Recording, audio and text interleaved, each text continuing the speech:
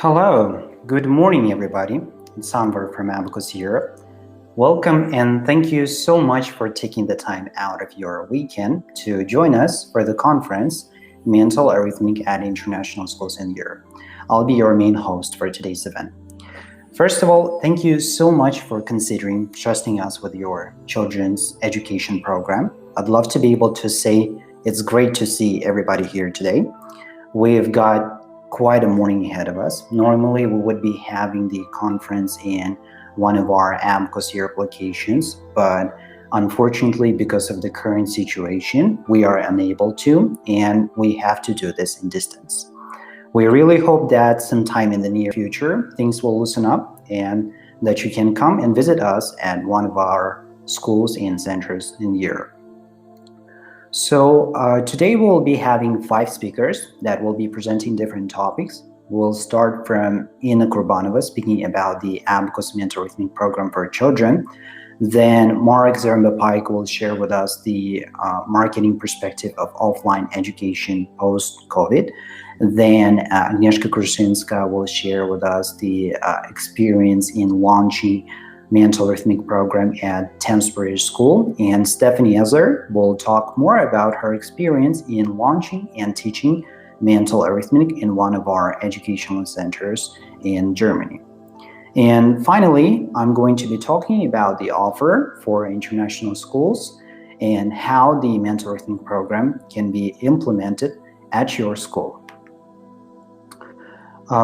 Ladies and gentlemen, I have noticed that many contestants are very engaged and they're writing a lot of comments in the chat box in the lower right corner of your screens.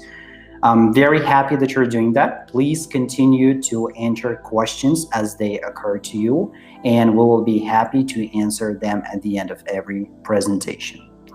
So right now, I am going to turn the proceedings over to Ina, who will be giving more of a general overview of Abakus Europe and talking about its methodology.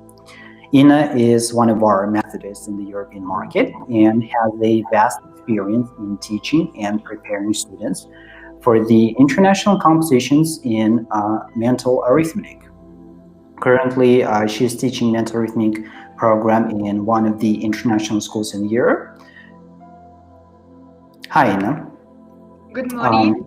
Glad to have you here. The floor is yours.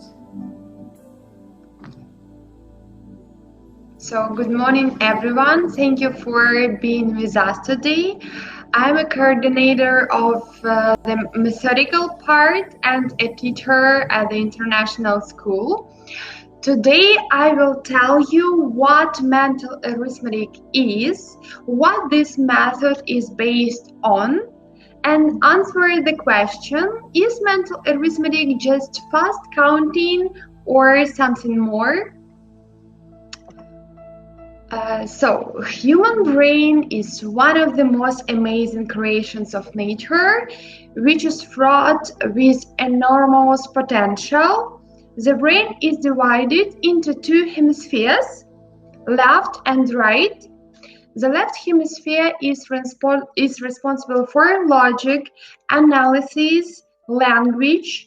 So thanks to the left hemisphere, we can understand the literal meaning of words. We observe also details. Also we can speak, read, write, and also count. The right hemisphere is the emotional part of our brain. It gives us the ability to look at things holistically and establishes physical, intuitive, and emotional connections. So it is responsible for spatial abilities. It processes information that is expressed through symbols and images. So thanks to our right hemisphere, we can put puzzles, dream, also compose different stories, understand the figurative meaning of words. And the standard educational system develops the left hemisphere to a greater extent. So we have to memorize many facts and pass standardized tests that help us analyze and understand ourselves and others. But the genius of many famous people lies in the highly developed right hemisphere. So, if in the first years of life, a child if in the first years of life a child has no contact with people, then in the future there is almost no chance for language acquisition and other basic skills that we perceive as natural.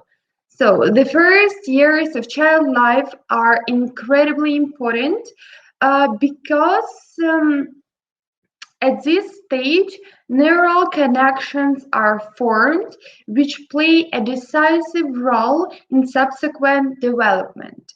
If neural connections are not used until the end of adolescence, they die irrevocably.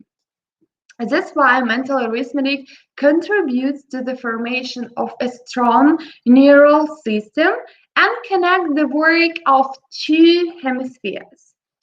Fast mental counting is training for the development of child's intellectual potential, which will become the starting point for his future success. So we use Abacus for counting. I would like to show you, which help us also to train our fine motor skills. The counting method is very popular in Japan, China, and South Korea.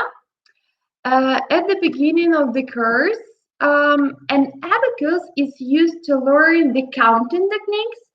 Later, children learn to do calculation in their head by forming mental image of a number on the abacus, and they are able to do all mathematical operations like addition, subtraction, multiplication, and division with any numbers in mind.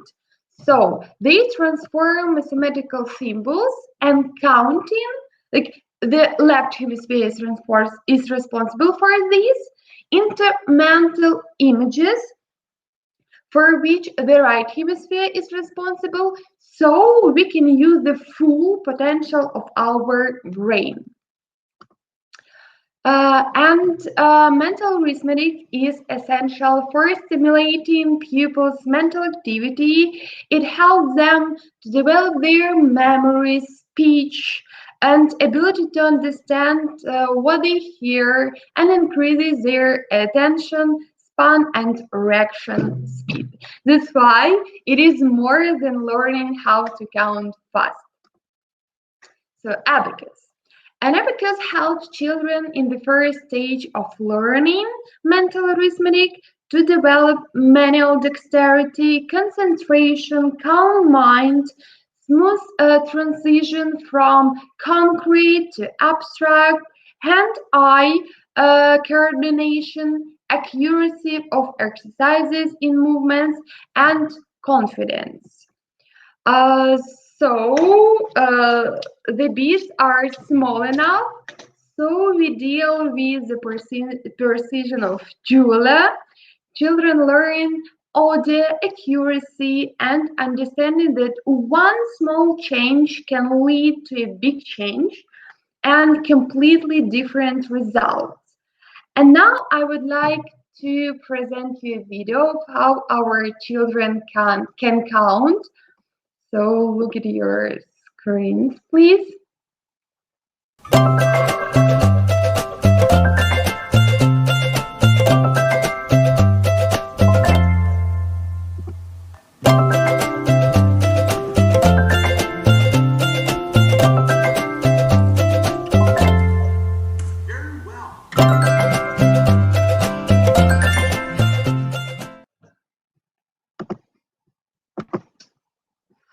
Mental arithmetic also leads to a powerful visual and auditory memory, increased concentration, resourcefulness, innovative problem-solving methods, and improved thought processes.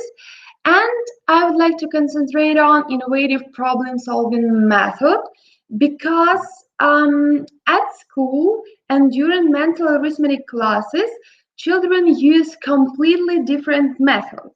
So, which shows them that there are different approaches and points of view to solve the same problem. They start to understand that there are different roads to the same goal. Mental arithmetic, like it's more than learning how to count fast. An Abacus program leads to uniform development of both hemispheres of our brain, achieve excellent academic results, increase ability to learn foreign languages, greater self-confidence, better fulfillment of intellectual and creative potential, and fast calculation skills. And it's rare for a child to know exactly who he would like to be when he becomes an adult. So mental arithmetic, it's lessons for those who wants to become. It is not the lessons for those who want to become mathematicians. There are lessons for everyone who wants to train their brain, develop memory, and even discover new talents in themselves. Abakus Europe is an international school for children aged 5 to 15 years old. 25,000 students are studying in our centers, 204 centers where you can find Abacus Center, and 22 countries, including the United Kingdom, Germany, Austria, Czech Republic, Slovakia, Romania, Poland, and even Greece. Yeah. So we believe that gamification makes the learning process more meaningful and motivating. That's why throughout the whole course we use various logical tasks, educational games, brain fitness exercises. And so if we talk about educational games, we have different board games, video and online games, logical and active games.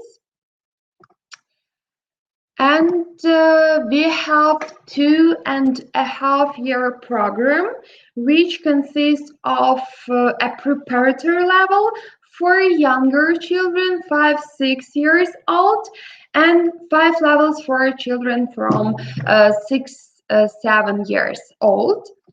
And the first level, it is addition and subtraction, 1 and 2 digit number, just using simple method. Level number 1, addition and subtraction, 1 and 2 digit numbers. Level 2, addition and subtraction, 2 and 3 digit numbers. Level 3, multiplication, 2 and 3 digit numbers, division, 3 digit numbers by 1 digit numbers, and addition and subtraction, 3 digit numbers. Level 4, multiplication, 2 digit numbers by 2 digit numbers, division, 4 digit numbers by 1 digit numbers, and also addition and subtraction, 3 digit numbers. And the last level is level number 5. We have multiplication, 3 digit numbers by 2 digit numbers, division, 4 digit numbers by 2 digit numbers, and addition and subtraction decimals. Okay, so all our students have their own Abacus books and personal access to the platform with which we work during the lessons, and also children do their homework using these educational materials, and it is so important that they have ability to improve their skills using this online platform, because we have our classes once a week, and then they can practice and improve themselves. Abacus Center students have won numerous awards in mental arithmetic competitions, and we prepare the best ones for participation in international contests in Germany, Poland, Thailand, Russia, South Korea, where they can have opportunity to test their skills and make even new friends. And to ensure the highest quality of education, Abacus Europe Centers certifies teachers and students.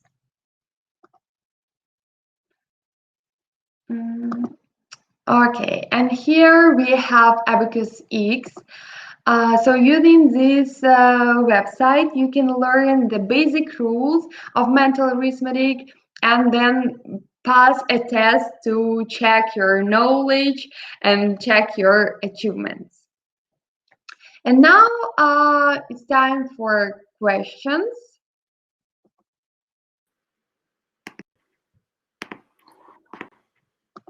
Thank you very much, Ina. That was absolutely fabulous. Thanks for the interesting presentation of the Abakus Mental Arithmetic program. Now moving into the questions, I'd like to answer first of them, generally about the conference. Would it be possible to receive the presentations via email?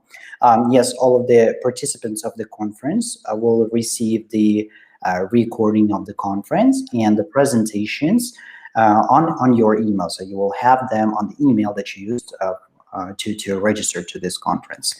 Now, second question. My 7-8 years old students have problem in understanding subtraction like 12 minus 3, 21 minus 17. I tried many methods by counting my decomposing in tens and units. They still don't understand. What would you recommend? So I guess that's the question for Ina.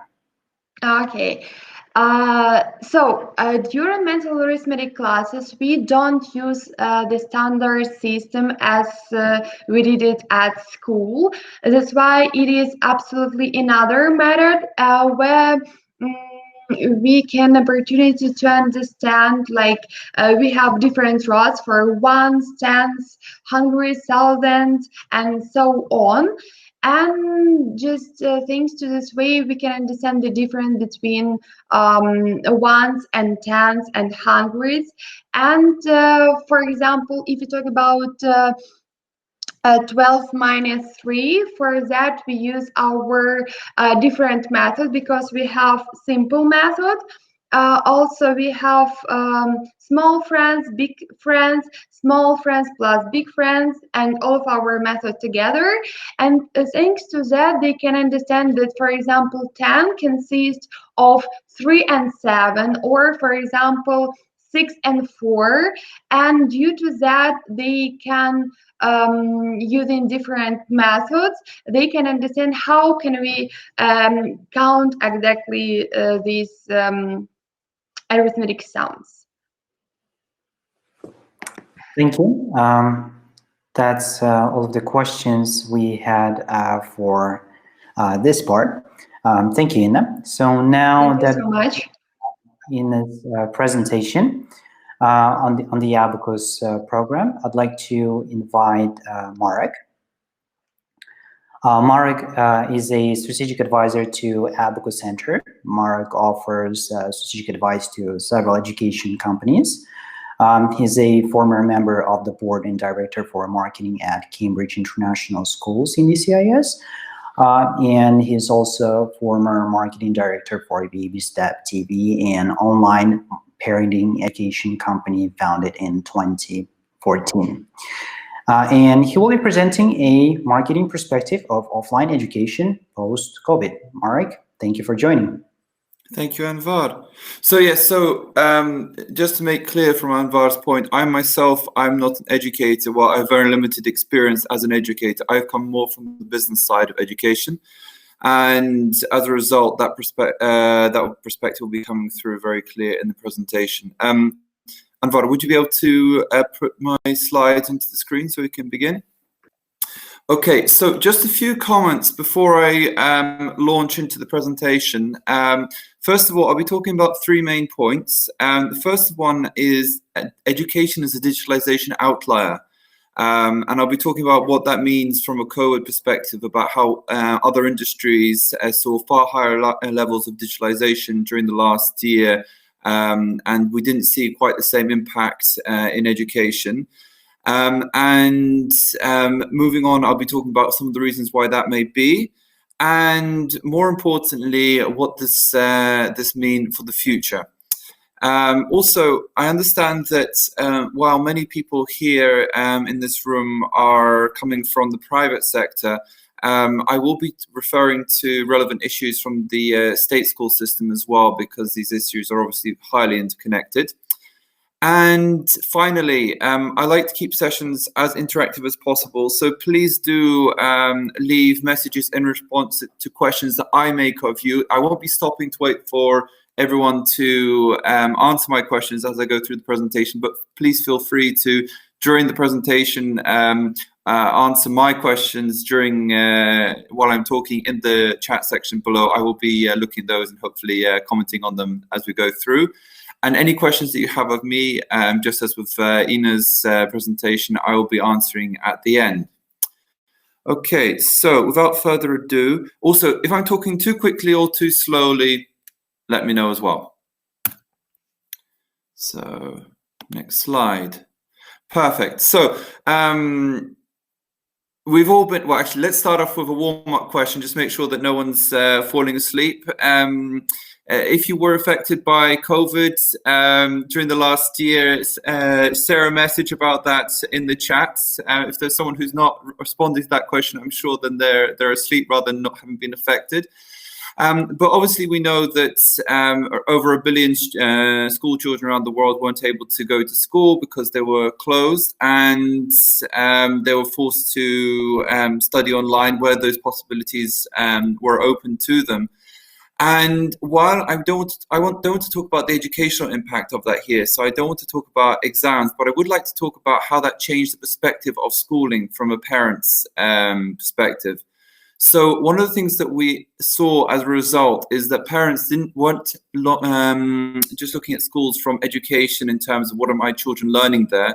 One of the major changes that they were reminded of is that schools also provide other social functions such as daycare. So parents are obviously not able to work very effectively at home if they have children there. Key workers in many countries found that schools were open to their children to ensure that those key workers were able to continue their work. So one of the strong reminders that COVID gave parents was that school is not just about educating their children, it's also about providing a place, a safe environment for those children to be during the course of the day, so that parents are able to get on with their lives. And unless this is a parent who's just in the first year of giving their children to school, many parents, I think, forget that. That's an important point. And it's something perhaps also that schools don't always consider, but it's an incredibly important one from a social perspective. And beyond that, also, schools are a public space. So in many countries, schools were locations for providing vaccinations, or continue to be a place for vaccinations. There was public space in the sense that schools were providing information to parents about the pandemic, about what was going on, messages from the government, from local authorities, from health authorities. So as a result, the schools were, again, not just an institution providing education to parents. The schools were here providing many other public services, public goods, whether or not they were a private or a state school. And so, yes, so again, let's move on to the next slide.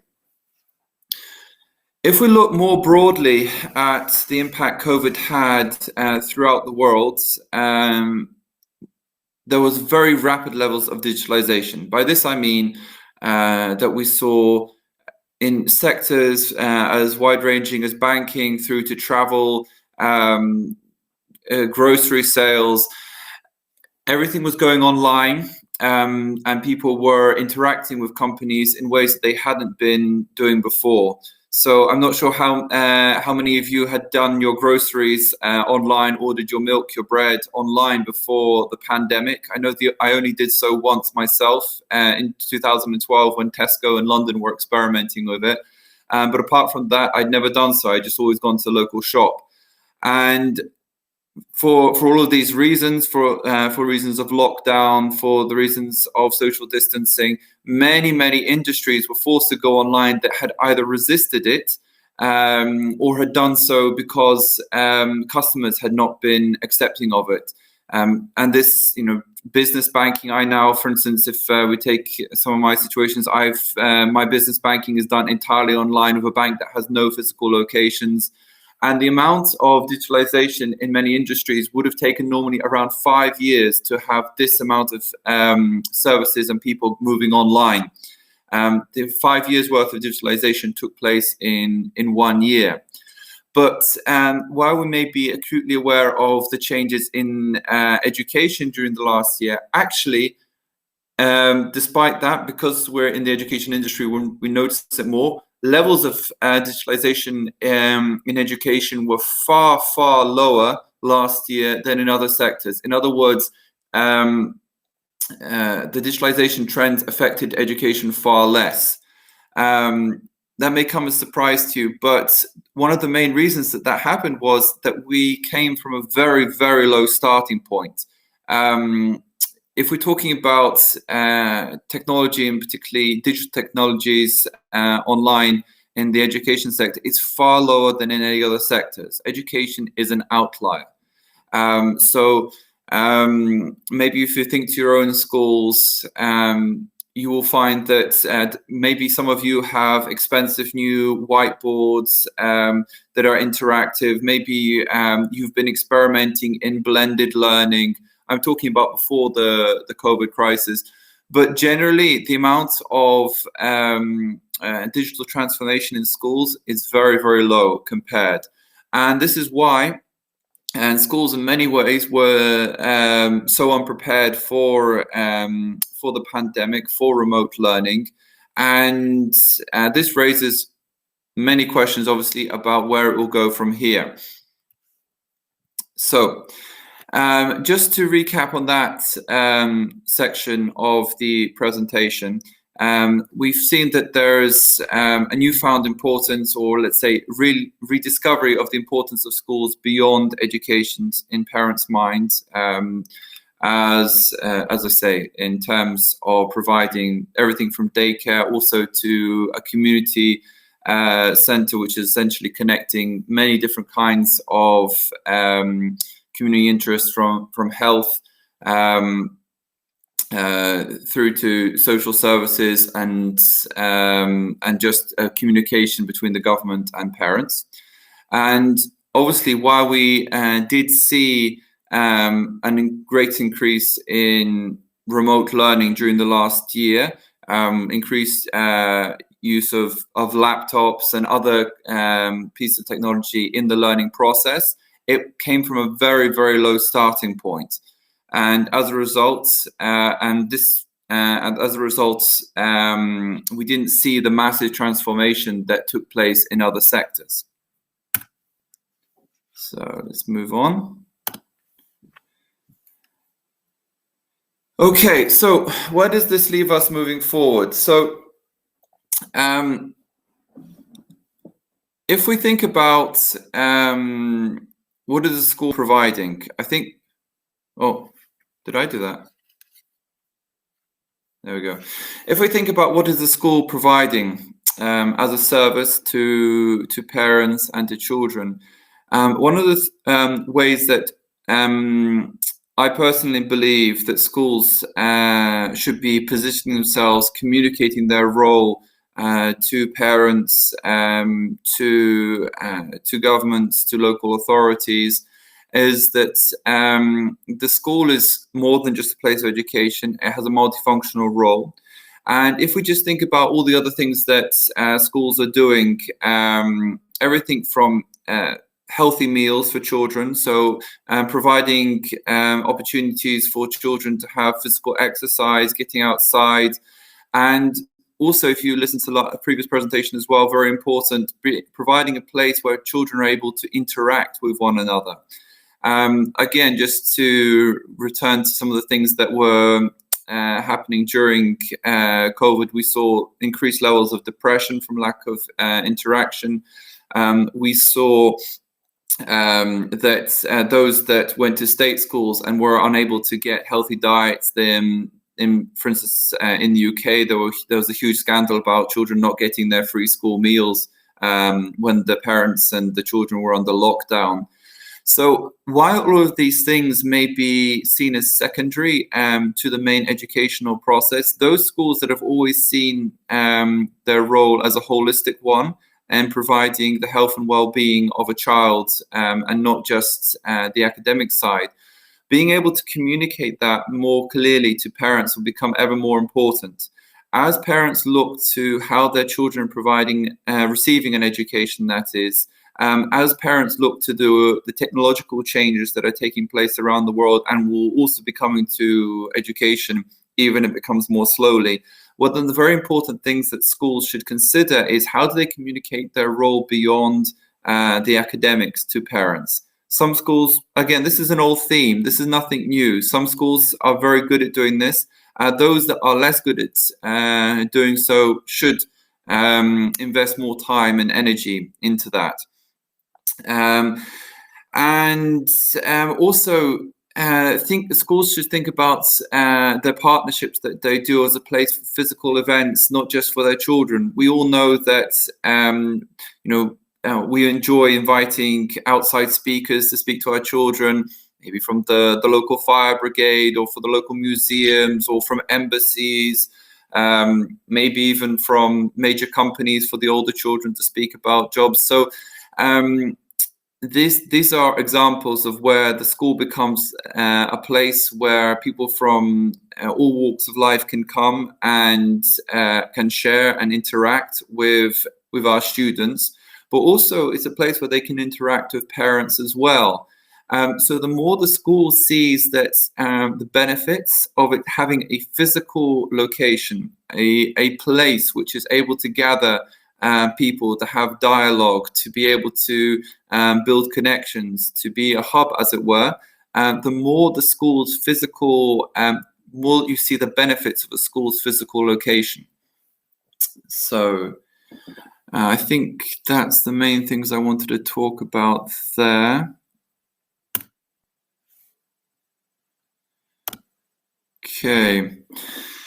So again, in a way, it's another old theme: blended education, trying to bring technologies into the classroom, and it is a trend that's been going on for a long time. But again, it's been happening very slowly.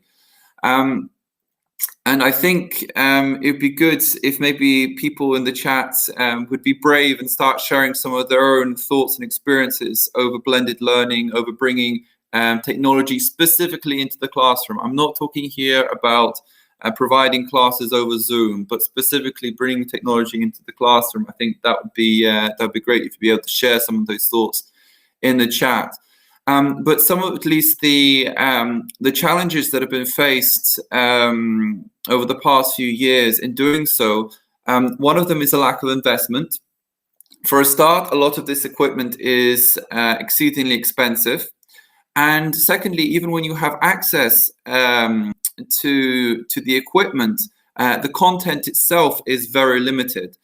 Anvar mentioned that at one point I was on the board for Cambridge International Schools, Russia. I was also the marketing director there.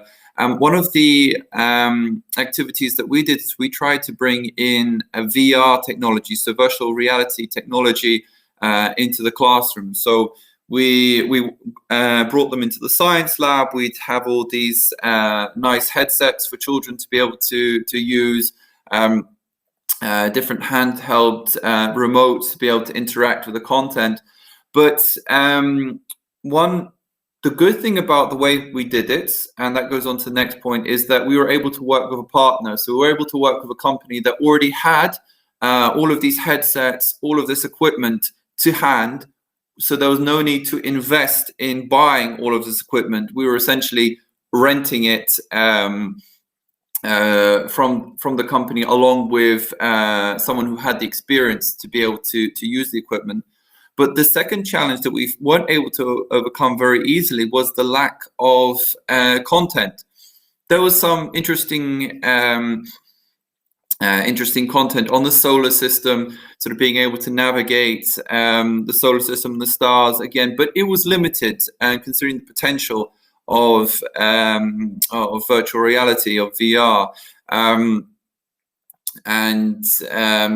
the other things we found were again limited. I think one of the things we did was had a tour of an oil refinery, so people were able to walk around the oil refinery, understand how everything works. But again, the content was very limited. But as more investment goes into this, schools will find that they're certainly not able to make these investments on their own.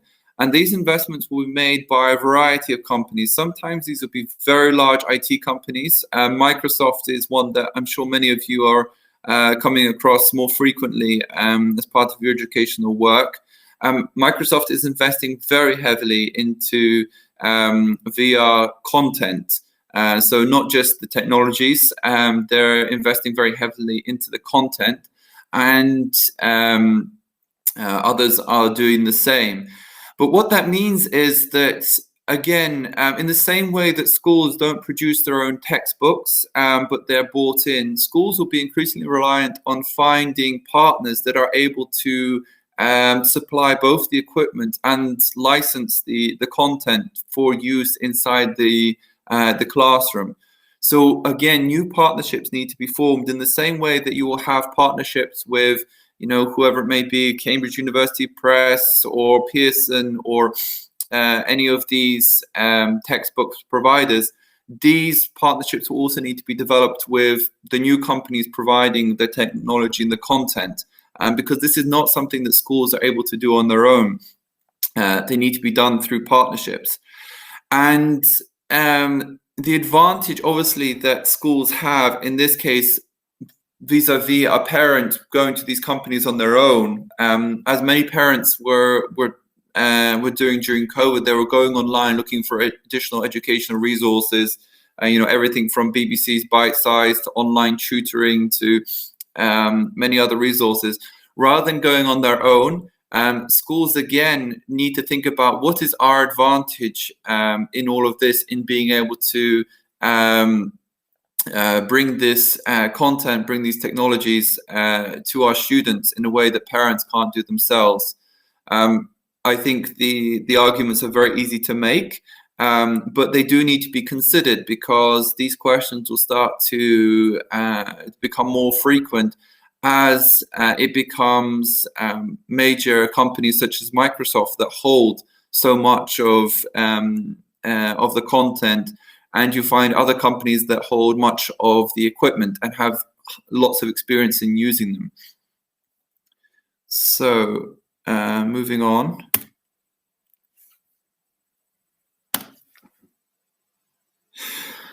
So I've already talked a bit about third parties, but I just want to talk about this from another angle.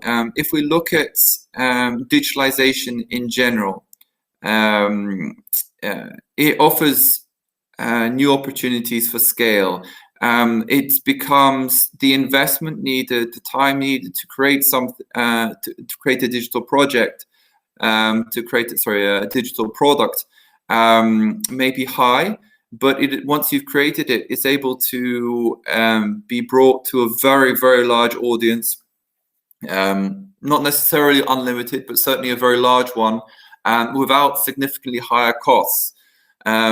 Obviously, in the traditional model of schooling, which is teacher-led, it's very hard to scale that, as any school that is built a network will find that even when you have large networks of schools of maybe 10, 20, 30 schools, or even if you look at a national level, and consider state schools as a network of interconnected schools, it's very hard to scale. It's not the case that when you have there are advantages, but it's not the same scale where you have, let's say, 1 million students, and that you're able to do things much more cheaply per student than if you have 10 in a classroom. There have been many attempts to overcome this. I mean, I've seen tutors in Hong Kong teach 5,000 students at a time. It's rather amazing, and it does show how people are beginning to overcome some of the barriers to scaling. But this is naturally one of the most important changes that digital technologies bring. It brings the whole question of scale. And so schools, again, they need to consider what is their role in all of these changes, and they need to be very clear on how they can benefit from it and bring those benefits to their students, and be able to communicate those benefits to parents, because more and more these companies will be going directly to parents, and they'll be advertising with them, communicating with them.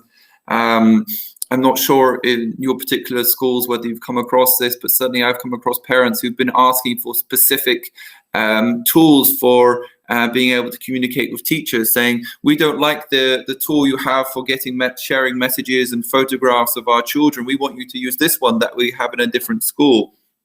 So I think more and more of this will happen in the future, as these companies themselves are advertising directly to parents. So again, it needs to be, schools need to be more and more aware of what technologies are out there, what content's out there, what companies are out there, and build strategic relationships with those that they believe are providing a very strong educational product to their children. And so just finally, as food for thought, because I've done more talking than I planned, I'm sure you've come across terms such as learning ecosystems and learning networks. I think more and more the question will again be, let's look at these two images. You can see that one of the major differences between these two is, in one of them, on the left-hand side, you can see the school is at the center of this learning ecosystem, and on the right, I mean, I don't think any school would particularly argue this position, but I think it does bear thinking about the student is at the center of the ecosystem, and the school is just simply one node, presented as on an equal basis, along with museums, libraries, online, home, and after school. So I'm not saying that those are particular nodes that you will expect to find, but again, the questions are being asked more and more frequently. What is the role of the school as compared to all the other providers of educational material, content, technologies, and methods? And the school, just to summarize, from my perspective, the school has all the experience through traditions, the experienced teachers at hand, and the physical location provides something that no one else is able to provide. But it really needs to play to those advantages and not just accept, well, this is the way things have always been, and we don't really think about it. We don't need to think about what our strengths are and how can we emphasize those strengths. It's enough just to accept that this is how it's always happened and it's the way it'll always continue. Any questions? Anybody feel that I'm completely mad and it's all wrong? It'd be good to get some feedback and hear people's thoughts. Thank you, Mark. Wonderful presentation. We'll always remember March 2020. Were very memorable times. Definitely shifted our paradigm of education communication with children. All right. So I guess there are no questions so far. also one more time, if you would have any questions, please leave them in the lower right corner in the chat box. All right, so Anna says, Marek, that was inspiring. Oh, that's very kind. Yeah, all right, thank you, Marek. Thank you. Now, now I'd like to hand over to Agnieszka, who will be talking to you about her experience with Abakus program at Thames British School, the international Cambridge school in Warsaw. Agnieszka is a principal of early years campus at Thames. So she will be presenting to you her experience of launching mental arithmetic program in early years campus. Agnieszka? Hi, Agnieszka. Hello. Hello, good morning. So hello, ladies and gentlemen. It's a pleasure to be here today with you. It's great that you took some time off your Saturday morning to be here with us. So as Andrew has said, my name is Agnieszka Kruszyńska-Jaja, and I'm the administrative head of preschool campus in Park Szczęśliwicki, the preschool campus of Thames British School. And in our campus, we have students whose age varies from 2.5 to 6-year-old. But today I'm going to focus on children from 4 to 6 because our youngest child that goes to Abakus classes is 4. So I would like to tell you a little bit about my experience with the Abakus program from the perspective, from the point of view of a person responsible for the operation, day-to-day operation of a preschool campus. So what can I say about the sheer cooperation? I would say that it runs rather smoothly. Before the Abakus classes started, I was informed about the offer and asked to forward information to the parents in form of ready-made brochures, ready-made emails.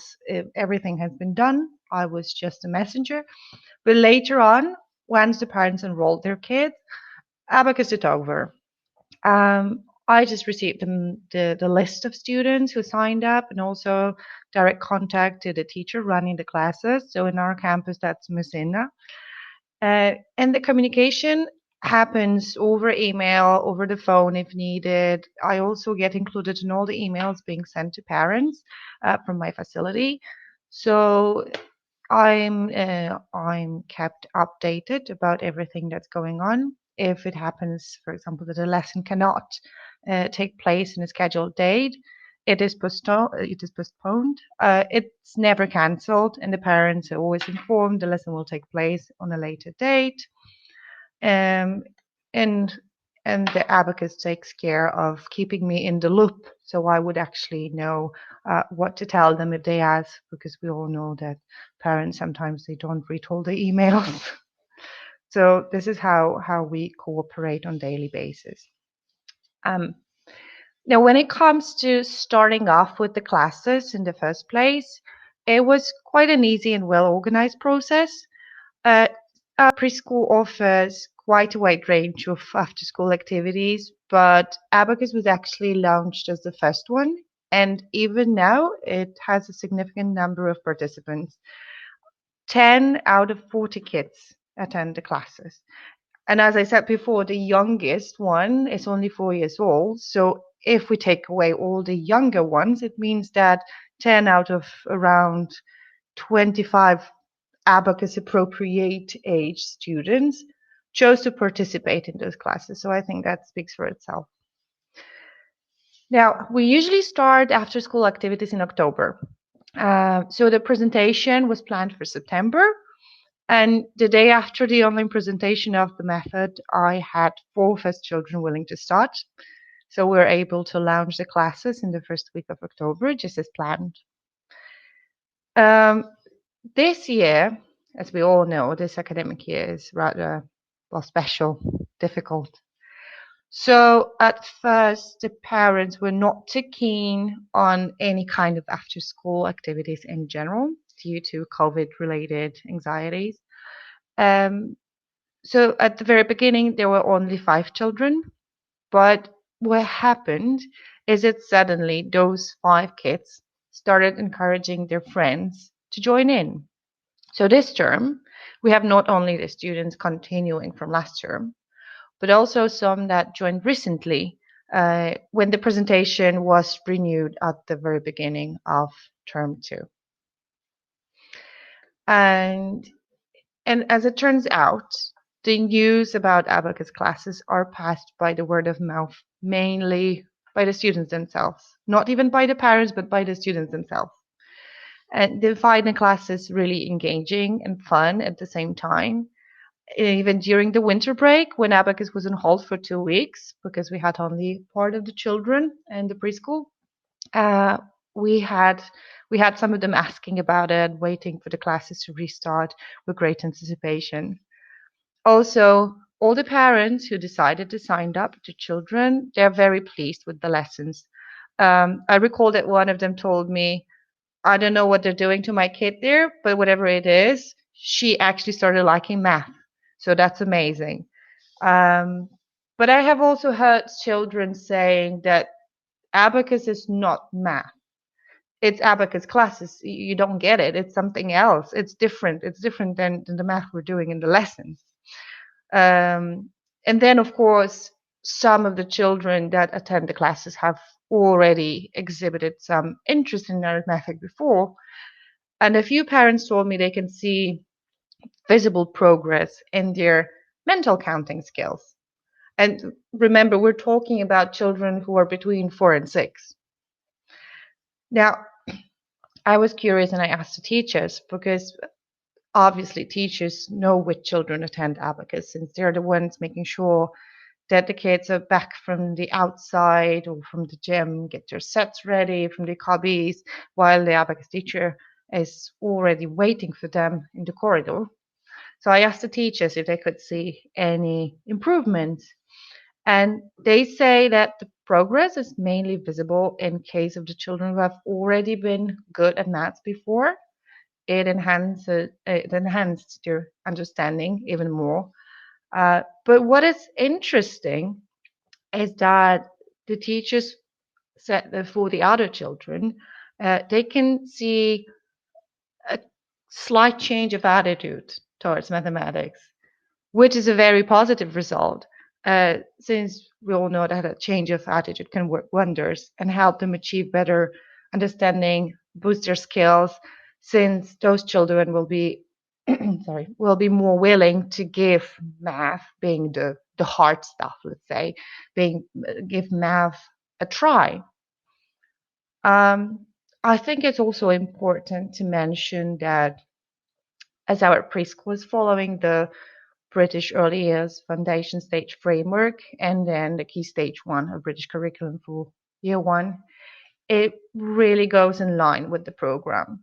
So in this way, Abacus is a great addition to what the children are already doing in class, as it expands their knowledge and it expands the ways that they learn mathematics, and not only mathematics, because inside the framework of the early year foundation stage, the focus is very much on the academic skills. The focus is very early on academic skills, and Abacus is not only working on the mathematic ones, but it does cover the 7 learning areas to a very big extent. I'm not talking about the social or emotional one that much, but all the other ones that have to do with art and design and creative thinking, and even language skills, and obviously mathematics skills and writing and so on and so forth.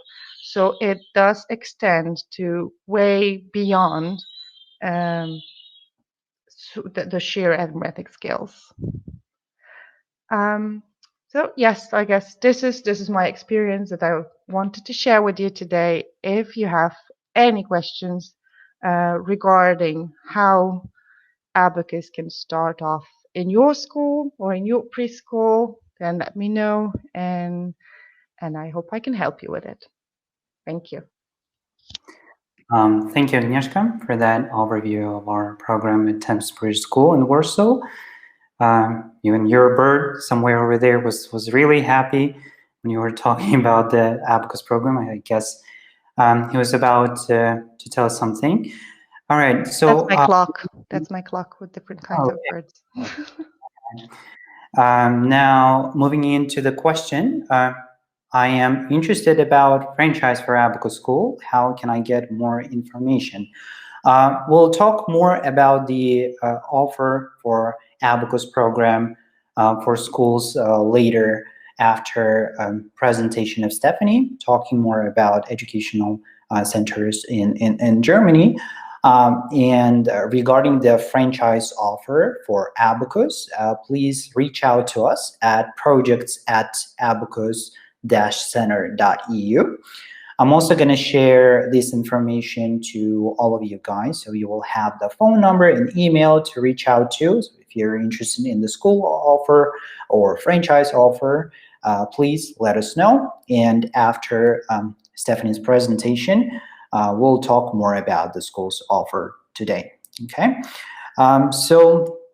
now moving into Stephanie, who will be talking more about their experience in launching Abakus program in Germany.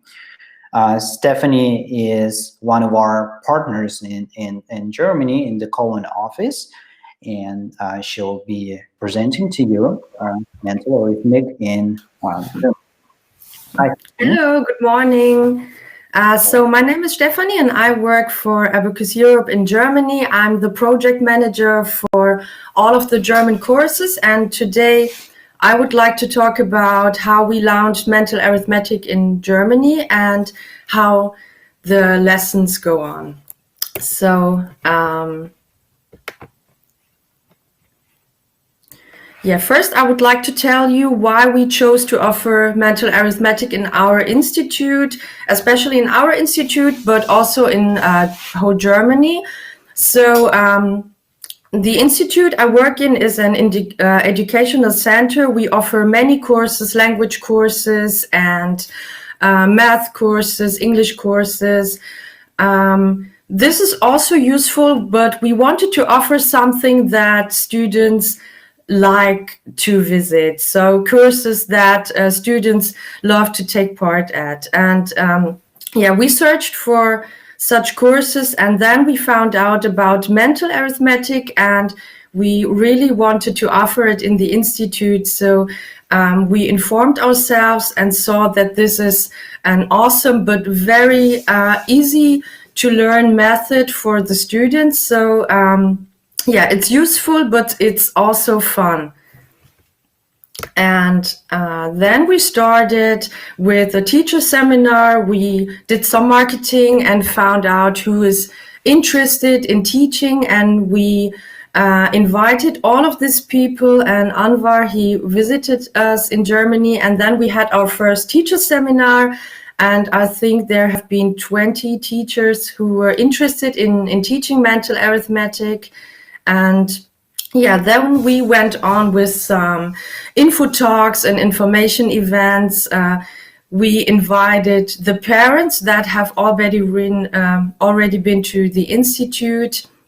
They all of the time they ask, don't you have some fun courses for the students? And now we could offer useful and fun courses. They have been really happy. They were so interested, and we started with word of mouth advertising for sure, and marketing on Facebook and Instagram. And we started with one group in the institute, and now it's the main course. So we first started just with this one group in the institute, and now we have also online lessons all around Germany.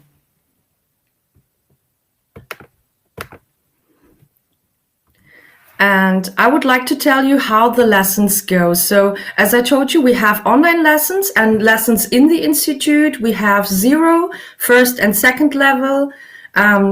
So they are very different. Most of the time we teach 0 level. It's about learning the numbers, and then first counting to 9, doing some addition and subtraction with 1-digit numbers, and after that, students go on to count to addition and subtraction with 2-digit numbers. We use the books and the platform. I will tell you later about this. It's about learning new methods and revise learned topics. So I will tell you with the next slide. We use this demonstration Abakus for showing the students everything. Children use this classic Abakus. They learn so fast how to use it. And then we have the online platform. So we use the online platform in the lessons in our institute. We have a big screen on the wall, and it's very easy to use. It's for the students, it's so great to not only look into their books, to have something technical. You can you can do many tasks on it. For example, we have columns. Students love to do that. Generated tasks for every student. For example, if you have 8 students in your group, then everyone can have its individual task. So you can set everything there, how many numbers, 1 or 2-digit numbers. Children can choose the color they would like to have their task. So that's very great. And we also have the books. I translated myself from English to German. For first level, we have 3 books. One book is just for counting on the Abakus. We have mental calculation book.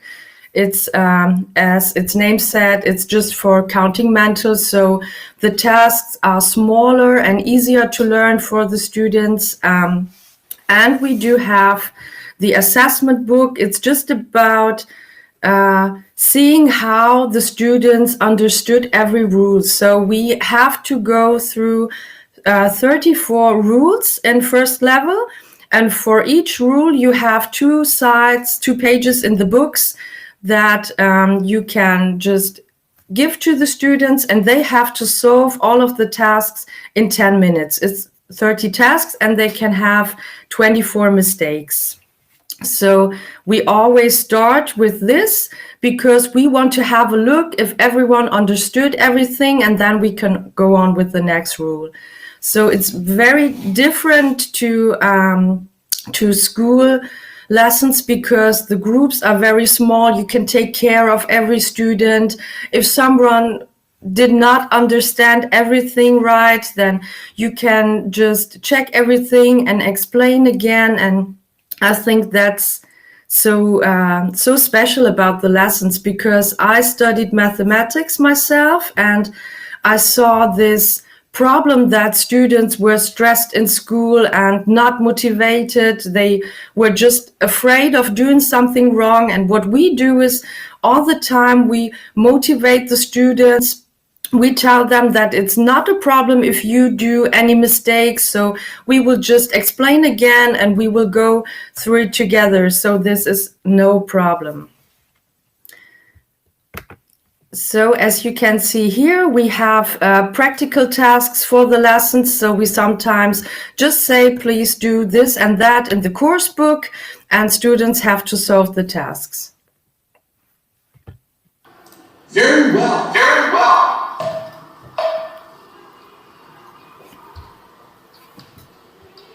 Correct, correct.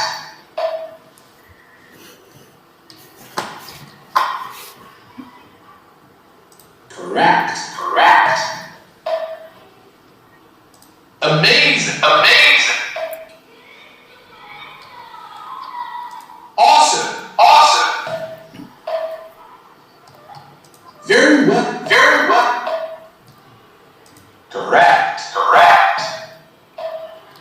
Very well, very well. So as you could see, students learn very fast. What you saw was a game on the platform called flashcards. So students get a fast image of an Abakus, and they have to type in what number they saw. And what is so special about the platform is that parents don't have to look up the tasks and correct them. So students just type in the result, and there they can see if they did it correct or not. And there is also a voice motivating and telling them how they solved the task.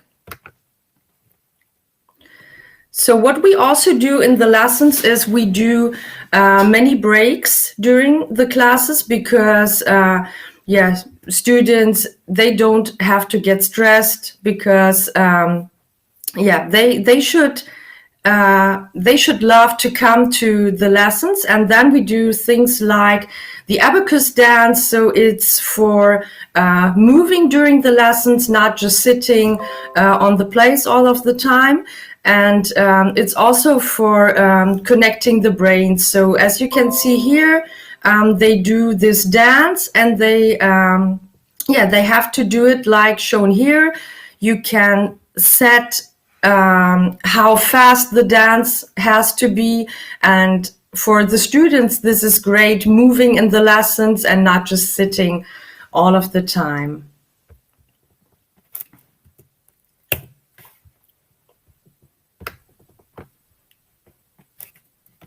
So what we also do is showing the students some videos during the lesson. It's also because of the breaks, students have to think of another thing. So we show these videos. They are small videos, I think from 3 to 5 minutes. And during the videos, students can relax, but we will also ask them some questions to make sure that they concentrate a bit on the video and not fall asleep or something like that. So the videos are very funny, and students, they love to see them.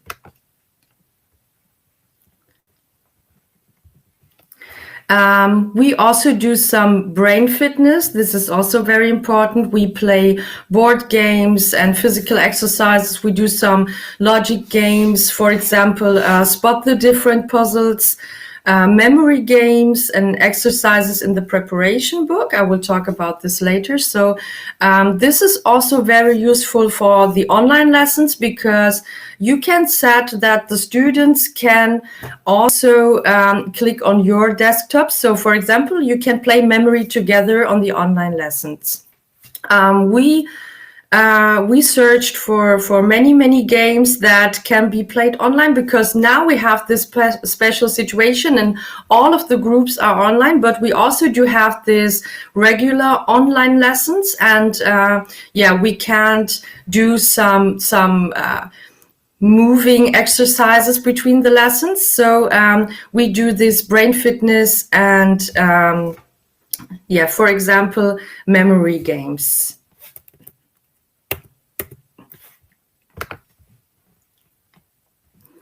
What we do most is teaching 0 level. So 80% of our students are in 0 level, and the smallest one is just 3 years old. At this age, children, they learn so fast, and what is so special about mental arithmetic is that if they can count to 9, they can also count to 999. So this, the smallest student we have, which is already 3 years old, he can count 2000 now on the Abakus. These small children are easy to motivate, especially by the games, and they are more relaxed than the students who already go to school, because they don't have any tests to learn for, so they just can concentrate on mental arithmetics. And we really achieve good results in improving the concentration and motivation. And what's best about that is that students, they really look forward to go to school. They like our lessons, and they love to learn. And what's special about students who already go to school is that they are also motivated, and they think if I can do this, I can do anything.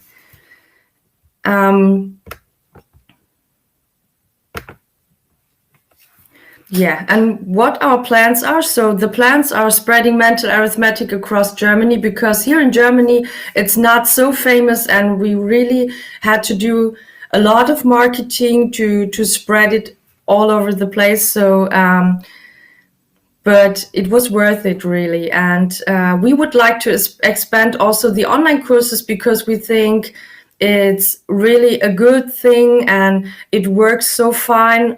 On Zoom, we do these online lessons.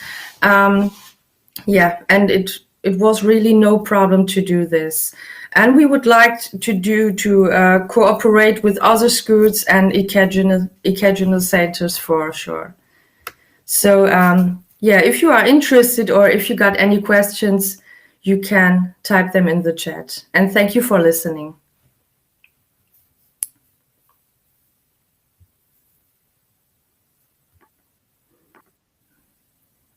Thank you, Stephanie. Very interesting presentation. Brings me back to those times when everything was just starting off in Germany, and particularly launching the program in Cologne and later in other cities. All right. Thank you so much. Thank you. Questions. There was a question from Anna Kanievska. Which age group you recommend to start the program with? Can we start at level 4 or 5 with year 5 pupils? Well, talking more about the Cambridge system and how it is implemented in Cambridge schools and other international schools, we start from level 1 and 2 in year 3, 4, 5, 6. So the same way we did in British School of Sofia, for example, as of this year, as of last year, 2020, we started and we implemented the program as an integral part of the curriculum, which means that the subject became compulsory at school, and all of the students, they had to go through the program within those years. So year 3, 4, 5, 6, they started with level 1. Then after they go to level 2, then level 3, 4, 5, etc. Early years stage starts from level 0, and then they continue with level 1, and then through the program. Now, talking more about level 4, level 3, 4, 5, which is more about multiplication division. So Abakus is not something that you can connect to a math program that you have at school, which means that whenever you're doing 25 times 34, you're doing this like totally different way. You're using Abakus, and you have to first of all cover the addition subtraction part to be able to count very quickly those big numbers, and then you slowly go to multiplication and division.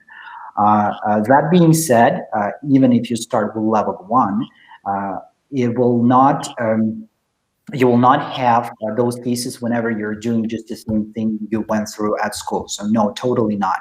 In level 1, you're doing addition and subtraction, yes, with 1 and 2 digit numbers, yes, at the very beginning with an abacus, but then you're going to do that mentally very quickly in your head. And this program that you go through within the Abacus program, it's put like separately, which means that if you would like to include the program into your educational system or as an extracurricular club within those primary stages,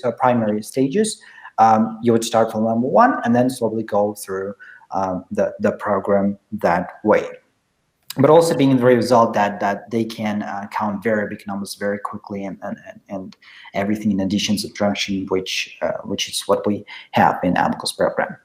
All right, thank you, Stephanie. Thank you.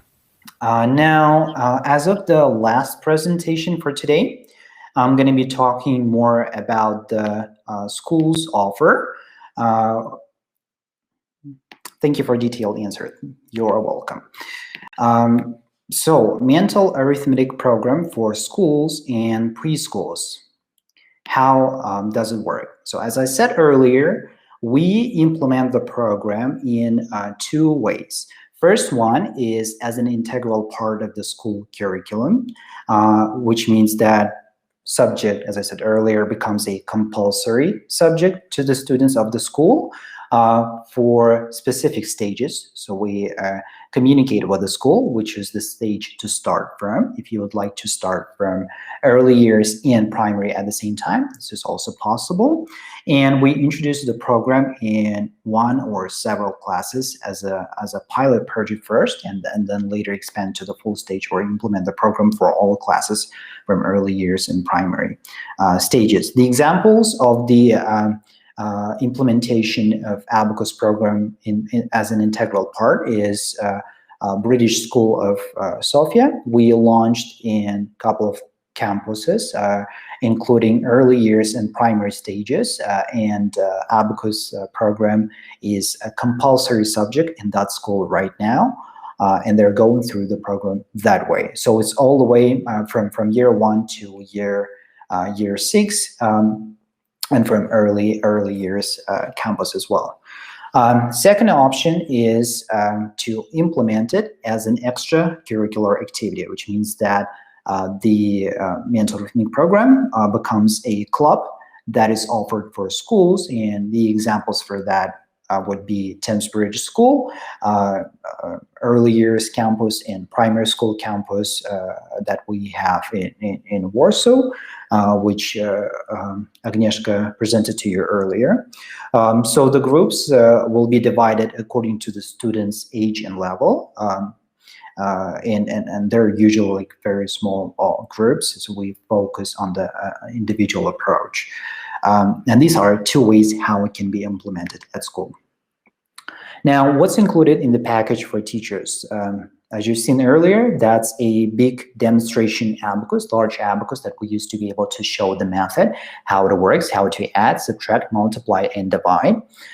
Small Abakus that teachers use for practice after the training online platform access, which you can use to be able to give the homework for children, and during the classes, during the lessons, when you can use some of the apps, brain fitness and mental arithmetic apps that we have on the online platform, and work with them on the lessons. These are the books, which is level 0 for early years, level 1 and 2, addition, subtraction, level 3, 4, 5, multiplication and division.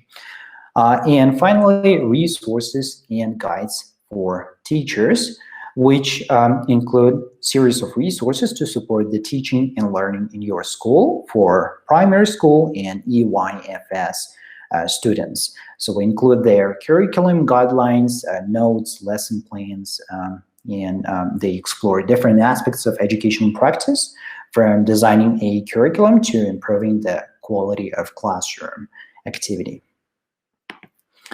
Learning resources for kids. So Abakus centers have access to a range of fun resources that ignite children's curiosity, enable structured development, and are aligned with the curriculum. Our materials are all designed in line with the latest research findings to help you build an enriching learning experience.